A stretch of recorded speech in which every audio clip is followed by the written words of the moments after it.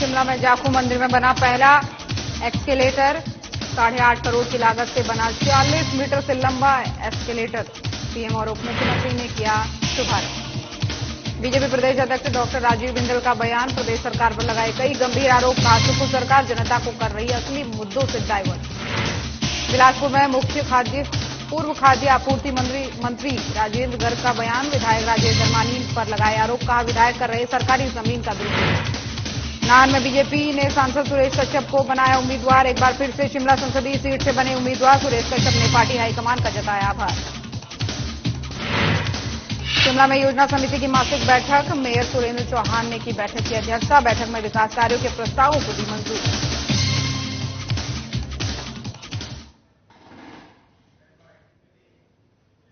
नमस्कार, खबर हिमाचल प्रदेश देख रहे हैं आप और मैं हूं आपके साथ ज्योति। विश्व प्रसिद्ध हनुमान मंदिर जाखू में शहर का पहला एस्केलेटर आरंभ हो गया है। बता दें कि सीएम सुखविंदर सिंह सुक्खू और उप मुख्यमंत्री मुकेश अग्निहोत्री ने शहर के इस पहले एस्केलेटर का शुभारंभ किया है, लेकिन ये एस्केलेटर उद्घाटन अवसर पर ही हाफ गया और मुख्यमंत्री और उप मुख्यमंत्री को पैदल ही एस्केलेटर की सीढ़ियों को चढ़ना पड़ा। बताया जा रहा है कि स्मार्ट सिटी मिशन के तहत तैयार किए गए इस एस्केलेटर पर लगभग 8.5 करोड़ की लागत लगी है, जो कि 2 चरणों में बना हुआ है। यह एस्केलेटर कुल 40.46 मीटर लंबा है। वहीं इस दौरान मुख्यमंत्री सुक्खू ने कहा कि एस्केलेटर के निर्माण से जाखू मंदिर आने वाले श्रद्धालुओं को काफी सुविधा मिलेगी, साथ ही मंदिर में दर्शन के लिए बुजुर्ग लोग भी आते हैं। इस एस्केलेटर निर्माण के बाद से उस दर्शन करने में सुविधा होगी।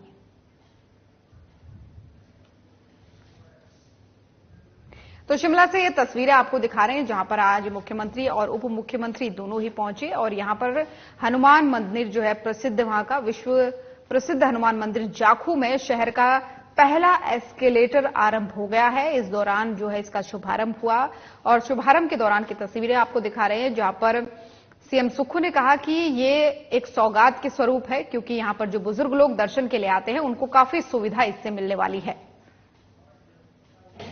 क्योंकि एक साथ ही 400-500-300-150 लोग चढ़ जाए तो मशीन की लोड बेयरिंग कैपेसिटी के हिसाब से लोड होना चाहिए। तो ठीक है, हमने आज हमारे जो भगत है जाखू मंदिर में आने वाले जो हनुमान जी के दर्शन करना चाहते हैं, कई बुजुर्ग लोग हैं, उनके लिए एस्केलेटर की सुविधा उपलब्ध करवाई है। और कितनी लागत सर इसकी आई है और कितना क्या टिकट को रखा जाएगा इसके लिए? 8.5 करोड़ की इसमें लागत आई है और जो टिकट का है वो अभी तो विचार नहीं किया गया, उसको बाद में देख के विचार किया जाएगा। अब खबर ऊना से है, जहां केंद्रीय मंत्री अनुराग सिंह ठाकुर ने नई रेल सेवा की शुरुआत की है। ये ट्रेन वृंदावन, आगरा और ग्वालियर से होते हुए इंदौर पहुंचेगी, जिससे श्रद्धालु वृंदावन के साथ ही महाकाल मंदिर उज्जैन जाकर दर्शन कर पाएंगे। वहीं केंद्रीय मंत्री और हमीरपुर संसदीय क्षेत्र के सांसद अनुराग ठाकुर ने ऊना से इंदौर के लिए रेल विस्तार के तहत हरी झंडी दिखाकर ट्रेन को रवाना किया है। और इस दौरान केंद्रीय मंत्री ने कहा है कि ऊना से रेल की जो नई सेवा सुविधा की शुरुआत हुई है, साथ ही दौलतपुर रेलवे स्टेशन पर जल्द वॉशिंग लाइन की भी स्थापित किया जाएगा और जिस पर करीब 40 करोड़ रुपए खर्च होंगे। और इसी के साथ ही केंद्र सरकार ने हरिद्वार और इंदौर के लिए ट्रेन सेवा को मात्र 10 दिन में मंजूरी प्रदान की है। देश के बीच में एक नई रेल सेवा की शुरुआत हुई है। ऊना से लेकर इंदौर तक की ये ट्रेन ऊना से जब चलेगी तो आगरा भी जाएगी, वृंदावन मथुरा भी जाएगी, ग्वालियर, महाकाल लोक और फिर जो हमारे उज्जैन में है और फिर इंदौर तक ये ट्रेन जाएगी। शिमला में भारतीय जनता पार्टी के प्रदेश अध्यक्ष डॉक्टर राजीव बिंदल का बयान सामने आया है, जिसमें उन्होंने कहा है कि हिमाचल प्रदेश में सुक्खू सरकार जब से बनी है तब से ही हिमाचल प्रदेश लगातार पीछे की ओर जा रहा है। पिछले कुछ दिनों से प्रदेश के मुख्यमंत्री ने जनता का ध्यान असली मुद्दों से डाइवर्ट करने का काम शुरू किया है और इसी के साथ ही उन्होंने ये भी कहा कि असली मुद्दा ये है कि कांग्रेस पार्टी ने सत्ता में आते ही सभी संस्थान बंद कर दिए और 22 लाख बहनों को फूटी कौड़ी 15 महीने तक नहीं दी। 1 लाख सरकारी नौकरियां देनी थी, लेकिन 10,000 नौकरियां छीन ली गई। साथ ही नौकरियां देने वाला संस्थान बंद कर दिए गए। तो शिमला से ये खबर आपको बता रहे हैं, जहां पर सुक्खू सरकार पर जमकर निशाना साधा गया है बीजेपी के द्वारा। बीजेपी के प्रदेश अध्यक्ष जो है डॉक्टर राजीव बिंदल, उन्होंने जमकर तंज कांग्रेस पर कसा है। उन्होंने कहा है कि प्रदेश में महिलाओं का सम्मान नहीं हो रहा और साथ ही नौकरी युवाओं की छीनी जा रही है।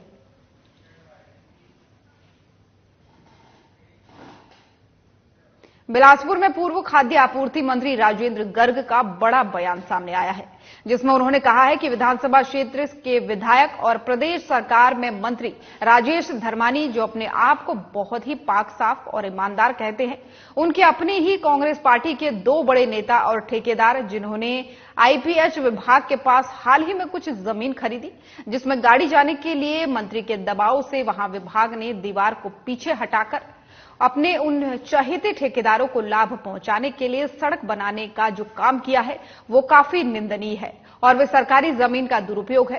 साथ ही उन्होंने कहा कि किस प्रकार सरकार की नाक के नीचे और सरकार के मंत्री के आशीर्वाद से ये सब हो रहा है, जिसकी मैं कड़े शब्दों में निंदा करता हूं। साथ ही उन्होंने इस प्रकरण की जांच की मांग भी सरकार से की है।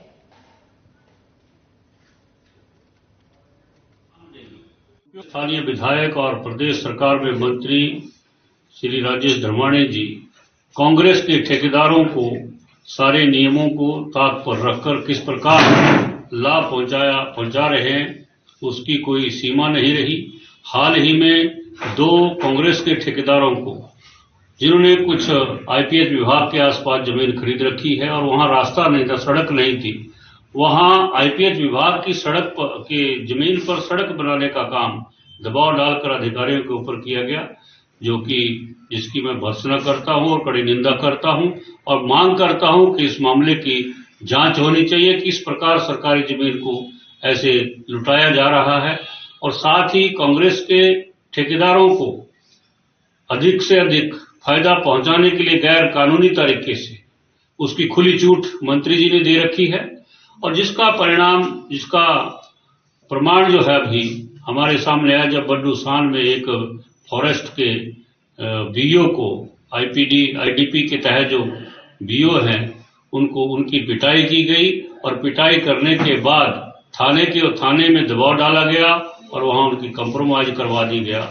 इस प्रकार का घिनौनी हरकतें यहां मंत्री जी के आशीर्वाद से चल रही है। भारतीय जनता पार्टी ने शिमला संसदीय क्षेत्र के बीजेपी सांसद सुरेश कश्यप को एक बार फिर शिमला संसदीय सीट से चुनावी मैदान में उतारा है। वहीं सुरेश कश्यप ने दोबारा शिमला संसदीय क्षेत्र से उम्मीदवार बनाने के लिए पार्टी हाईकमान का आभार भी जताया है। इस दौरान सुरेश कश्यप ने दावा किया है कि एक बार फिर से शिमला संसदीय सीट के साथ साथ प्रदेश की 4 संसदीय सीटों पर भारतीय जनता पार्टी को जीत मिलेगी। साथ ही सुरेश कश्यप ने कहा कि पिछले 5 साल के कार्यकाल में करीब 15,000 करोड़ रुपए के विकास कार्य शिमला में हुए हैं और इस दौरान उन्हें केंद्र सरकार से भरपूर सहयोग भी मिला है।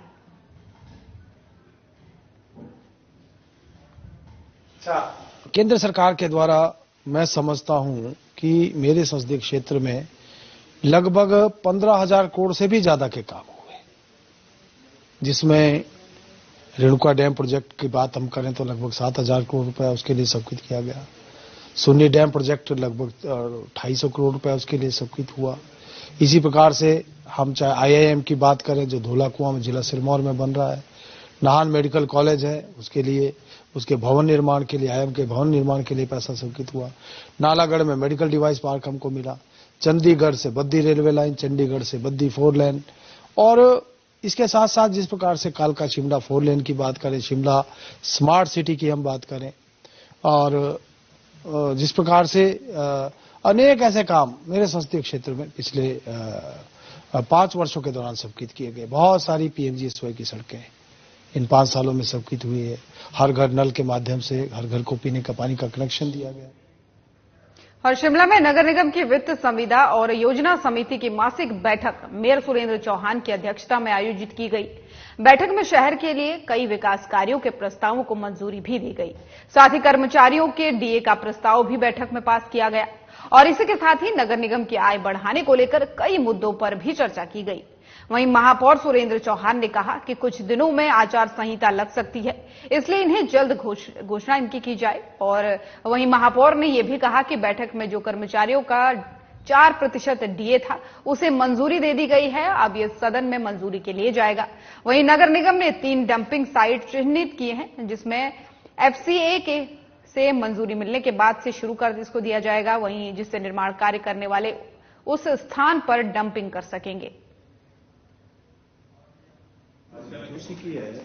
कर्मचारियों का जो डीए 4% का डीए था, उसमें हमने एफसीपीसी में उसको पास किया है और वो नगर निगम की हाउस में अब जाएगा। और हमने सर्वसम्मति से जितने भी हमारे मेंबर्स थे सबने उसको पास भी किया।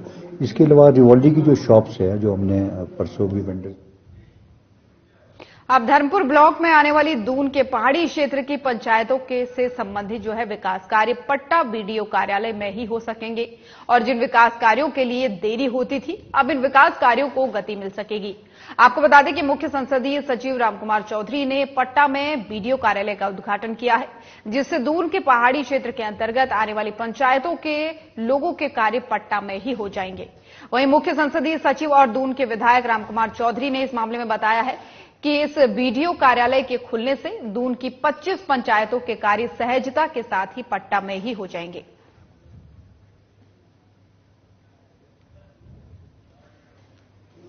इस बीडीओ कार्यालय में 25 पंचायतें जो है वो हमने इनका नोटिफिकेशन किया है और जिसमें पहाड़ की 20 पंचायतें और 5 पंचायतें हमारे निचला एरिया के जो सिमरोटी वाला एरिया है, क्योंकि इसके साथ लगता एरिया था। और उसके बाद नगर परिषद है, उसका एरिया भी हम लोग जो है वो कुछ थोड़ा बहुत आगे बढ़ाएंगे। और जो नालागढ़ साइड की पंचायतें थी उनको नालागढ़ ब्लॉक में रहने दिया है, क्योंकि उसे काम करने में सुविधा होगी, पंचायतों को दूर जाना ना पड़े। उसी मकसद से ये बीडीओ कार्यालय पट्टा जो हमारा सेंटर पॉइंट था पहाड़ी एरिया का, वहाँ पे खुला है।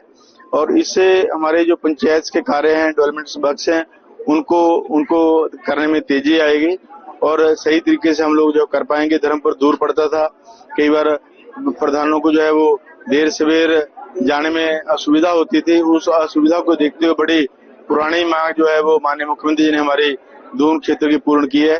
तो इसके लिए मैं माननीय मुख्यमंत्री जी का आभार जताता हूँ और उन्होंने बहुत बड़ा काम हमारे एरिया का किया है।